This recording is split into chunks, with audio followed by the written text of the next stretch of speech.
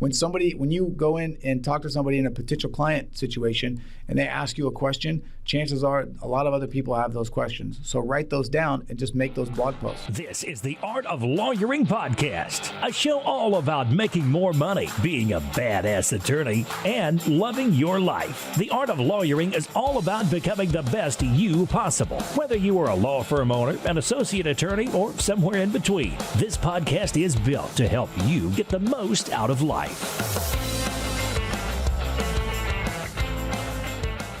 Hello and welcome to episode 9 of the Art of Lawyering podcast. As always, I'm your host, Christopher Small. I'm excited to be here with you today, and I'm excited for what we've got coming up here in the show. Before we get to the show, though, I want to give you a couple of announcements. First things first, we finally have a winner of our book giveaway. The winner is Court.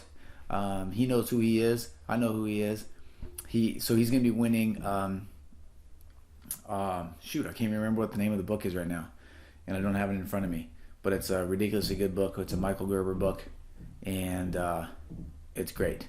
If I can remember what it was, but it will. He'll remember it he'll see it when he gets it. So we'll have a new book up this next week. If you want to get into that drawing, it's really easy. All you have to do is subscribe to the podcast in iTunes, leave me a review, and then go to theartoflawyering.com/giveaway. Put your name in there to let me know that you've done that, and you'll be entered into the drawing. The book I think I'm going to give away this next week is StrengthsFinder 2.0. It's one of the books I reviewed so far on the site, and I'll continue to add in those books that I do reviews on as they come along. So Court is, I know him. He is a member of Law Firm Confidential, which is a membership site I put together sort of on the back end of the Art of Lawyering. It goes deep dives into a lot of these issues that we talk about here. Also has a private Facebook group that's really active and really cool. So if anybody's interested in checking that out, you can go to theartoflawyering.com/pro training, or you can also just go to lawfirmconfidential.net and you can check out everything there is about that. So it's pretty cool. You can join. The first month is only $1, so you can check it out and see how cool it is. We've got a bunch of members, and a bunch that have been with me for a long time, and it's a really cool deal. I really enjoy it. We have I put out a new training every quarter. This next quarter coming up in April is going to be all about Google AdWords and how to use Google AdWords to make some money for your firm and get some clients and things like that. So I'm really excited about that and would love to have you there. So go check it out and see if you're interested. Okay, on to this week's content. This is going to be another excerpt from my talk with Marc Cerniglia. This time we are going to talk about, blogging and how to really ramp up and create a great blog for your firm. This is a conversation that I had over the course of 3 days with Marc. It's a few hours of content. I decided to break it up and sort of give it to you a little bit over time. And so it's a great conversation. There's tons of great information in there, and I hope you enjoy it. So let's just get right to the show, and I look forward to hearing from you. If you have questions, comments, chris@theartoflawyering.com. You can go to facebook.com/theartoflawyering. We're on Twitter @artoflawyering, and that's about it. So enjoy the interview, and I will see you on the other side. See you. All right, our next topic is one that we all know that we should do, but one that we may not do as often as we should or at all, and that's blogging. All right, so I know this is a hot topic because this is the first thing that everybody talks about what they're supposed to do, right? Blog. And this goes to our first question, is that probably a lot of you, and maybe I didn't even know it at the beginning, understand really the why behind it, right? What's the point? What's the strategy? That's what I want to talk about first. So, Marc, why do we blog? Yeah, great question. And I think I wouldn't be surprised if the listeners right now are actually kind of saying, what exactly is a blog? I hear different things. And we're actually going to talk about that here in a second. But the why is actually even more important than the what. And the why is multifaceted, right? I mean, which is the case with a lot of internet marketing strategies. But let me give you a couple. Number one, you want to write blogs because that creates current information, which to somebody that is visiting your website, and I recommend a blog being on your website. But someone visits your website and they get a chance to read some blog articles that are current from you. So that really goes a long way in kind of reinforcing your expertise, which is really the answer I'm trying to get at, which is blogging gives you a tool to use that says, these are the kinds of things I talk about. These are the kind of things I help people with. These are the kind of things I focus on, and stuff like that. And that'll kind of make more sense when we kind of dialogue about what to blog about. But one of the reasons to blog is to communicate your expertise, to seem current and up to date. And then also an added benefit is that, blog content is searchable, right? So, somebody might not be searching online for a family law attorney in Seattle, but they might be searching for a question they have about the adoption process or the question they have about divorce. And maybe you blogged about that, so they could actually find your blog. So blogs are great for search engines, and they're also great for creating credibility. Definitely. I'm going to go through this quickly because you sort of gave all my answers. Yeah, boom, shakalaka, right? So the first thing I said was it will create potential clients that want to sign up immediately. And that sort of goes to the last thing that you said, where with blogging, with a blog post, you have the opportunity to answer someone's very specific question right away and basically show them that you know what you're doing, that you can help them. And that may be the only place they need to go. They read your blog post. If it's good, they'll say, okay, that's what I need. Bam, I'm calling you. We're signing up. And on that same note, it's a perfect way to talk to potential clients, to referral sources, to whoever, without being directly in front of them. This goes back to earlier where I talked about that everything on my website is geared towards my potential clients. It's not geared towards other attorneys. So when I write blog posts, I write them like there's a potential client sitting across the conference room from me. That way you talk to them and you get inside their head. Third thing, SEO benefits, right? Which sort of is what you were talking about with those specific searches and things like that. And then the last thing is also something you said is distinction as an industry leader.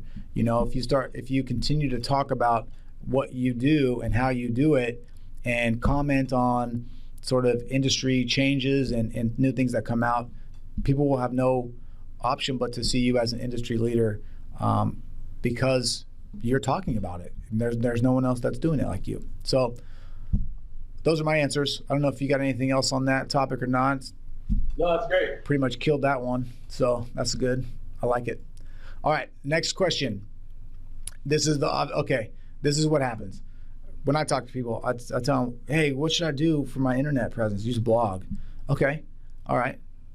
But I don't know what to blog about, right? I don't have any content. Man, I have writer's block. There's nothing to write about, all right? So this next question is, what do we blog about? And I can go first if you want. I have a bunch of answers. Oh yeah, go for it. All right, so I made a little laundry list, okay? The first thing I said was, what is there not to blog about, okay? So you can write about new case decisions, right? And I'll talk quickly about each of these. But for new case decisions, it's not where you just run through the case and you talk and you sort of run through the facts and the decision. No, what you do is you sort of turn it so that it turns into a lesson for potential clients, right? Now that this new case is out, this is what you need to not do. This is how you can get in trouble. These are the things you need to watch out for, blah, blah, blah. Frequently asked questions. That's the easiest, right? Write down the 10 questions that everyone asks you. You have 10 blog posts right there, okay?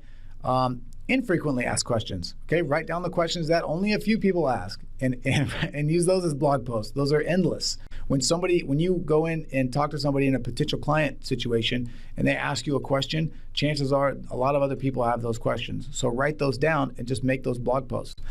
Interviews with industry leaders or people that are tangentially related to your clients, right? So estate planning is an easy one for me to come up with ideas for this, but you can interview accountants, you can interview wealth management people, you can interview nursing home people, and you can just talk about what are some of the things that people need to watch out for when they're thinking about these things, or why isn't estate plan important in all of these different contexts.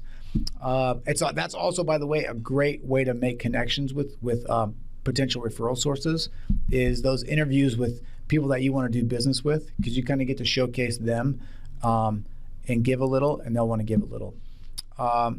Successes, challenges, and these, these can be, those speak for themselves. Core values. Okay, one of the big things that we've gotten from our website is we list our core values there, and we have a blog post that talks about each.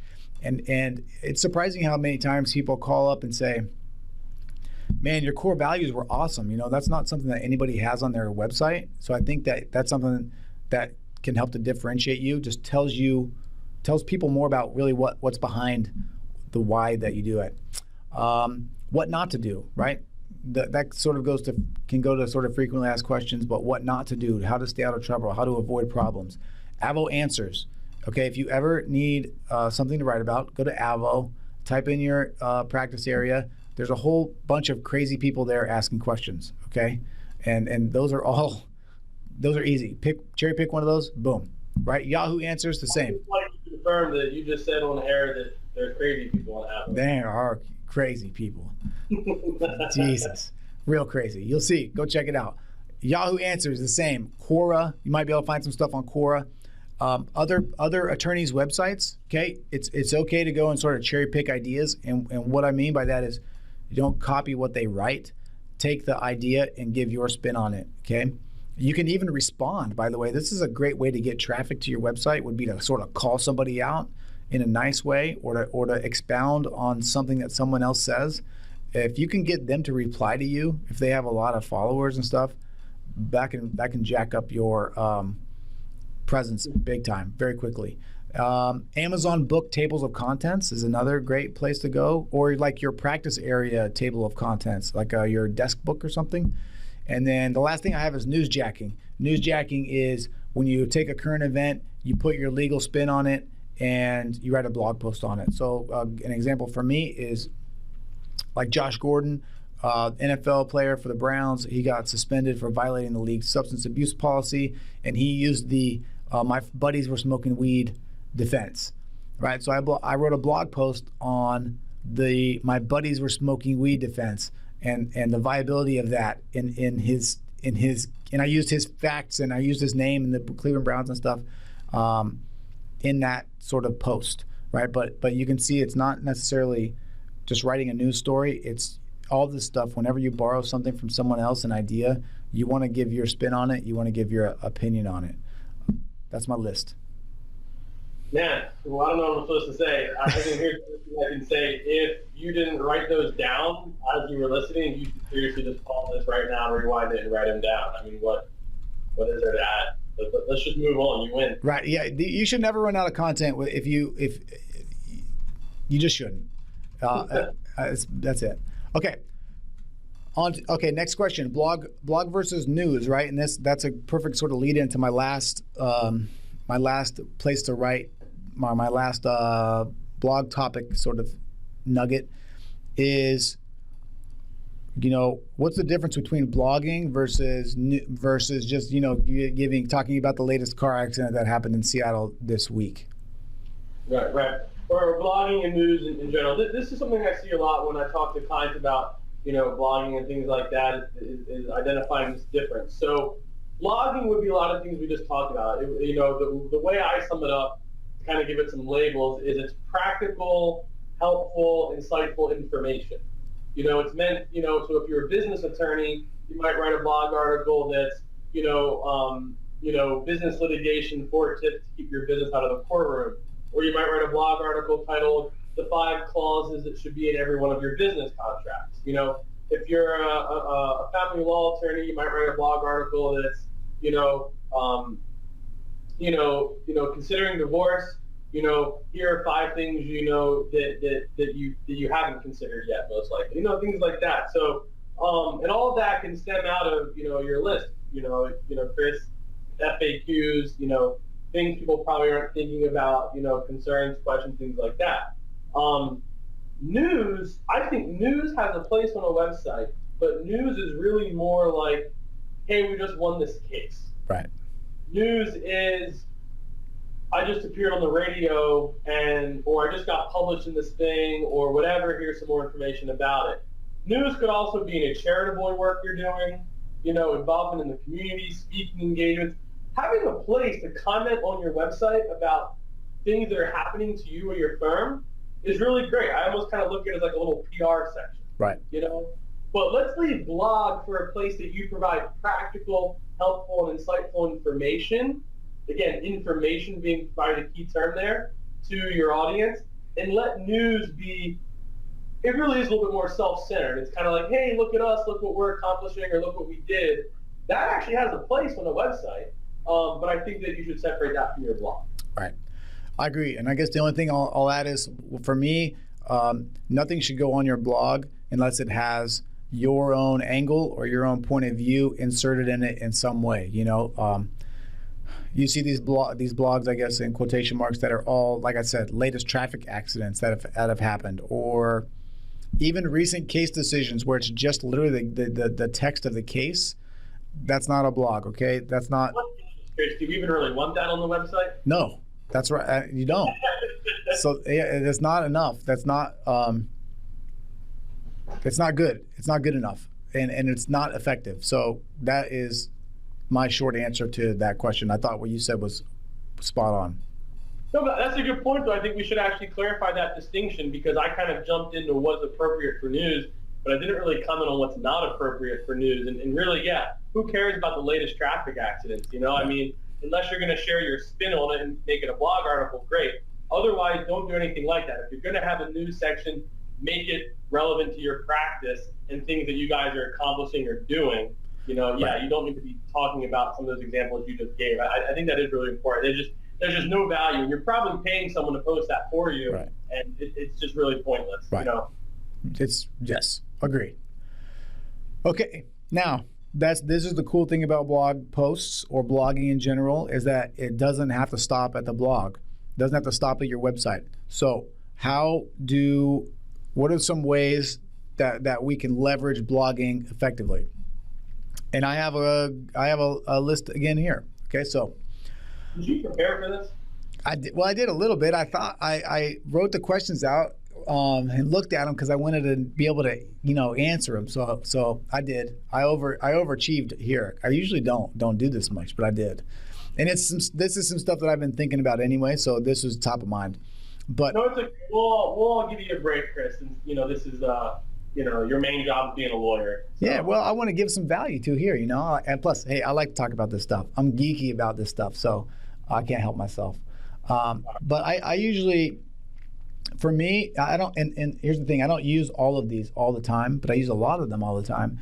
And for me, this is intricate, but what I do, my blog posts usually they'll include a video component, they'll include an audio component. So what I do is, with the video, if I'm not doing face-to-face, I'll make a PowerPoint. I'll put the PowerPoint on SlideShare. So that's one place I'll use my blog post. I'll have a podcast that will go to iTunes and Stitcher. I'll have YouTube video. I'll do Facebook, post it on Google+, post it on LinkedIn, Twitter, Pinterest. I need to do more, but I don't do that much. Instagram, and then I'll make a transcript of the video of itself. Sometimes I'll just read. Sometimes I'll cheat and I'll just read the blog post and make that into a podcast and do my video that way.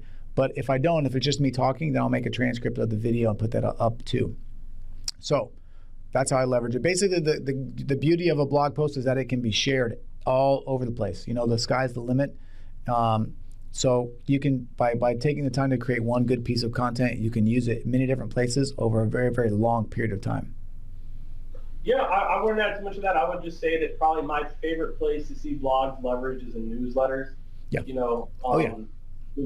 Lawyers always talk about not knowing what to put in their newsletter. And frankly, when a lot of them think they figured it out, it's because they're talking about the associate they just hired or this or that case they just won.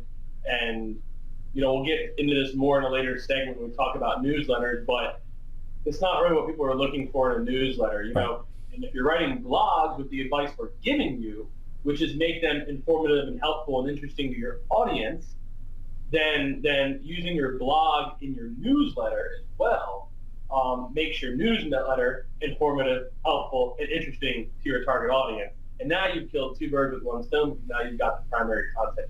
Yes, and I do that as well. I forgot about that, but you're right. That's a main component, and it makes writing a newsletter super easy.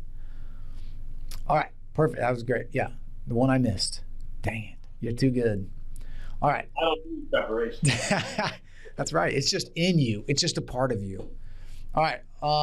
Okay, so we're back to sort of the questions that we've asked before, right? When it comes to return on investment, how can we know if what we're doing is working? Well, I mean, there's a couple ways to assess this. Let's talk about some of the tangible ways first, the actual statistical thing, okay?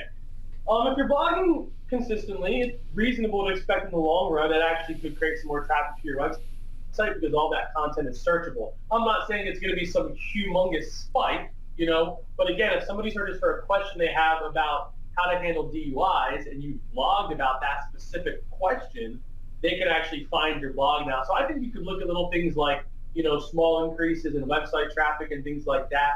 I think that some of the ROI statistically is probably measured more so in where you use your blogs. So if you start to use your blog in an email newsletter, does that seem to increase the open rate or the read rate or anything like that? If you begin to share your blogs on social media, do you find that people comment more or anything like that? Do you get more likes? So I think that a lot of the ROI of a blog is probably tied to how you use it and then assessing the statistics that are available in those places. So your website gives you analytics. Social media gives you statistics such as comments, likes, etc.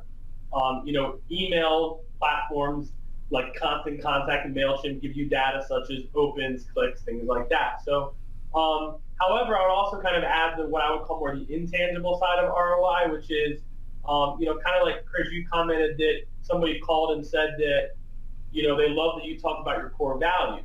Well, if somebody calls and comments on one of your blogs, there's no direct ROI there. You can't actually place the numerical value on the value of that blog. Even regardless of what that person pays you to retain your services, there's other factors that went into that, right?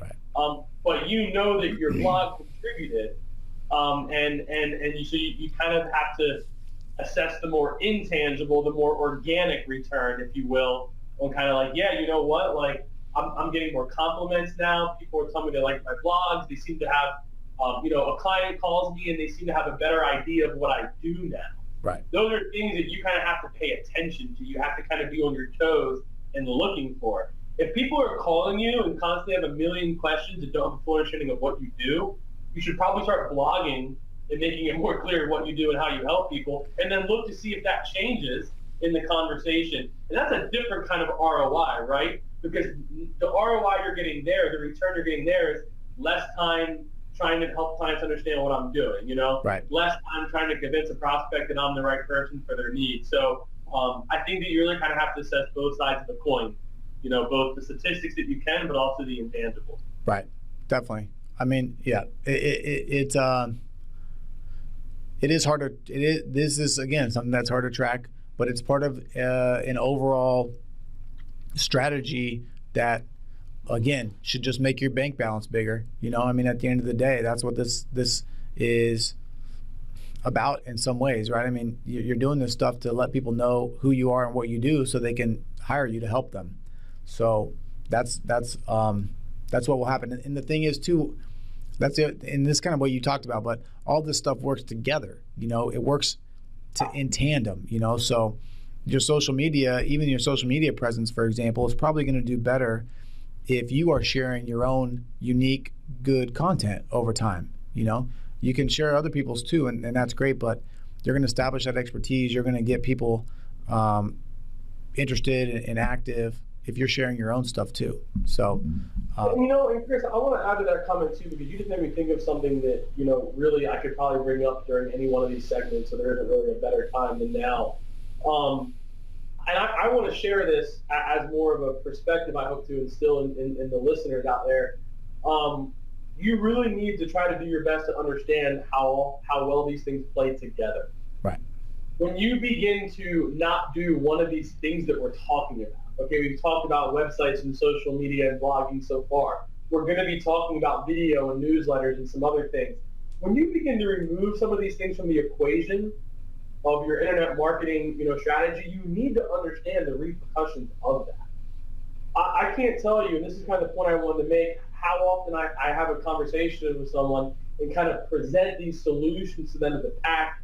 And they say, well, can we just do this or this for now? And as I get a return from it, I'll kind of ramp up what I'm doing.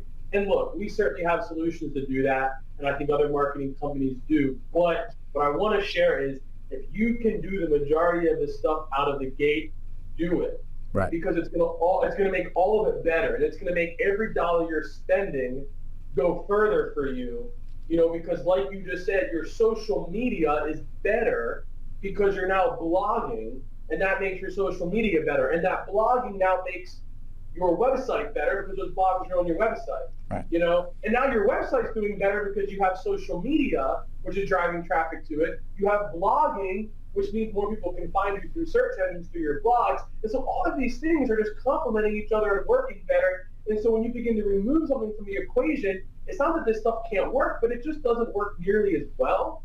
And so I just do think it's important for the listeners to hear, like, if you can find a company that's going to give you a cohesive plan and you can fit it into your budget, or internally you're going to come up with a solution, you're going to have a marketing assistant or whomever do this for you, understand the value of doing these things together, rather than having this expectation of, well, I can do one or two of these things and I can expect all these great returns, and then I'll start investing more.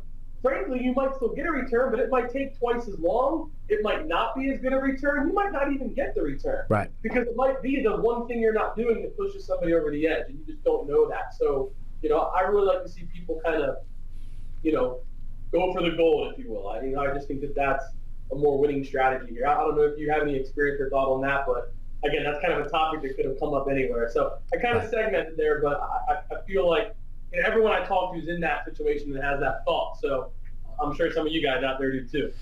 Yeah, I agree with you 100%. And I guess the only other thing I'll piggyback onto that real briefly is that you need to think of all this stuff too, not as a single solitary move, but as a deposit into a bank account that accrues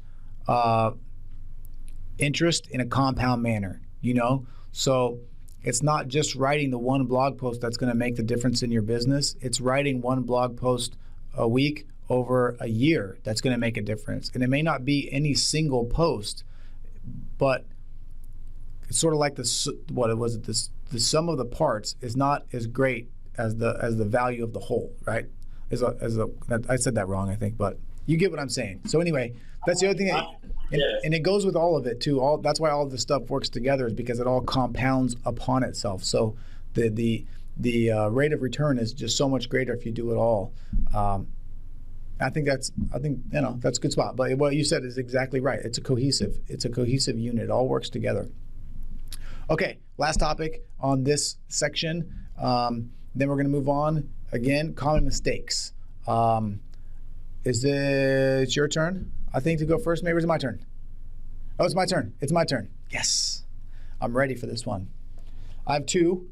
Again, my first one is simply inconsistency. If don't set out to write a post every day, because you're going to burn out and it's not going to happen. Set a goal for like one a week, and if you get really fired up about it, maybe do 2 a week. And if you just pick it up as much as you want, but make a goal and stick to doing at least one a week. Again, that's where that compound. Over a year, you're going to have 52 new web pages. You're going to have 52 new posts, and that's going to ramp everything up for you. The second common mistake I have is being too boring and being too lawyery. Okay, you want to have these posts need to be geared towards your potential client. Okay, if your potential client is other lawyers, then fine. Lawyer it up. Cite as much case law as you want. Cite as many statutes as you want, but otherwise, don't do that. I don't cite any cases in my blogs. I just talk about what the rules are or what happened, and I don't link it back to a case because it's not necessary. Nobody cares about that. That's out there in the real world. So, and the other thing too is I try to keep everything interesting. So almost all of my blog posts have some sort of story related to them somehow. So if I'm talking about a specific point, like let's say I'm talking about like some IRS deduction, okay? Like some boring tax attorney. I'm into numbers, and I'm writing about some deduction, right? What the last thing that I would do is list out the statute and then talk about what the deduction is and talk about how much money you can save. What I would say is, I had a client come in the other day, or I was talking to Joe. Joe is my buddy, and Joe, he owns a business, and he's pissed off because he's paying too much taxes, and he does the XYZ, right? And I told him, hey, you know what? There's this tax exemption. You may be able to qualify for that. Do you do XYZ? He's like, yeah. Okay, great. You can save all this money. That's how I would do a post like that. And those are the things that are going to bring people in and keep them interested, and also make you seem cooler and make you seem more authentic than just some random lawyer. So those are my 2 common mistakes. Take it away. Yeah, all right. So grand finale here on blogging. I'll wrap it up with a couple thoughts on common mistakes. Kind of start with kind of a continuation of one of the ones you said is really in the writing style. You're not trying to write something that's going to be published in the next law textbook at the university. But that's kind of the way I like to communicate it to clients. So really put yourself in your client's shoes and ask, how would they like to hear this explained? And I think you'll probably be better off thinking about it that way every time. 2 more things I would say. Number one of these 2 is don't be afraid to actually let someone else do it. If you can do it and you can do it right in a way that's effective and you can do it on a schedule, great, go for it. But there are plenty of good writers and good marketing companies out there. There's a lot of bad ones too, I'll admit, okay? But there's a lot of companies that can do it for you. And I realize I'm a marketing guy saying this, but the reason I'm saying this is I have a lot of clients who are very fearful of this. And now that it's been taken off of their plate, they're spending that time running their practice, growing their practice. The 2 hours or hour they would have spent writing blogs, they're just doing that elsewhere now. So if you love writing, sure, do it. But don't be afraid to find someone else to write for you. It doesn't have to be a lawyer, okay? There are plenty of writers out there that can do research, put together cohesive thoughts, that can understand your frame of mind and your approach to things, okay? Professional writers are a thing, and they can do a pretty good job for lawyers. Finally, very quick one, I've seen some people do blogs about things that have nothing to do with law, kind of like, hey, it's summer, here's 5 tips to be safe at the beach. I'm not going to tell you not to do that, but what I am going to tell you is the goal of your internet marketing as a whole, not just your blogs, should be to position yourself as an expert at what you do. Having a blog article about the beach has nothing to do with what you do. People might like it. They might tell you miss it. They're going to miss it if you take it away, but I don't know that it gets you business. So just be careful of blogging about topics that have nothing to do with what you do. I don't have a lot of data that shows that there's actually some return from that. And I actually just see that pretty often in people's newsletters and stuff. Right. And for me, it detracts from the focus, which is what you do and how you help people. Yeah, I agree with you. The only additional thing that I would say and suggest is if you're going to have someone else write your content, you, at least at the beginning, need to make sure that you are get to read it before it goes out. All right. You should, not even the beginning, you should always. Well, because there are services out there that, will just say, oh, we just do it for you. And you just... Yeah, don't hire them. You just got to be careful about that. That's all. But you're right. People can't write stuff for you. There are great writers out there. And... So, to give you an example, that real quick on that, Chris, this is some advice for everyone out there. That's actually a good question to ask. Yeah. Like, see if the company requires your approval or not. Frankly, they should, in my opinion, right. Companies that really take it seriously are going to require your approval. Right. Because they really should care about whether or not what they're saying accurately reflects you, right. And they also should want to protect you. We will actually not post anything without client's approval. Right. It's a policy at our company. So actually, I think that's a great question to ask someone, kind of a leading question. Get them to tell you what their policy on approval is. And if they don't require it, that I wouldn't not hire them because of that, but that would be a red flag. I would just not hire them and go find somebody else, because there's plenty of places that will answer that question in the right way, right? I mean, let's be honest, because look, at the end of the day, what your blog is supposed to be and what you'll be billing it as is sort of a reflection of your firm, a reflection of your everything that you do, you know? So if you have a shitty blog post or something that is, I don't know, wrong or is just not, is unprofessional. You shouldn't have anything going up that you're not approving. Even your social media posts should be approved by you if someone else is doing it. I mean, it's just, it would be asinine not to approve it when, you know, you work in the most regulated industry in the country, at least pretty darn close to it, you know? Yeah. I mean, I don't even think food is regulated as closely as lawyers. Yeah. So, it's true, but it happens a lot, you know? It happens a lot, and I know there are a lot of packages out there that are like, hey, we do it all for you. I just want to caution people not that's like a recipe for disaster in a whole bunch of different ways. So, all right, that's a good one. Hey, doom and gloom. That's a good spot to end, I think, on this one.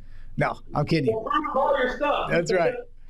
So that's the blog wrap up. I think that was great. And with that, we'll move on to the next topic. Thanks for listening to the Art of Lawyering podcast. For more great action-packed advice and information, visit theartoflawyering.com.